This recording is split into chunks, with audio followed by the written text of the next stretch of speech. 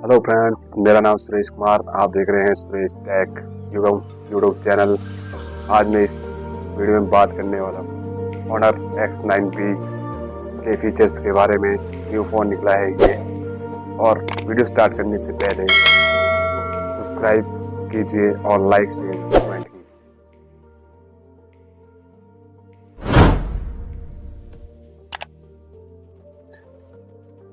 Display इसमें जी 6.78 inch और RAM इसमें जी 8 GB और इसमें जी स्टोरेज इसमें जी 256 GB और रियर कैमरा इसमें 108 MP plus 5 MP plus 2 MP और फ्रंट कैमरा इसमें जी 16 MP और जी इसमें बैटरी जी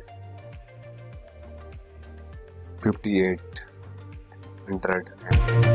ये वीडियो अच्छी लगी तो लाइक शेयर कमेंट कीजिए और इस वीडियो में नए सब्सक्राइब कीजिए।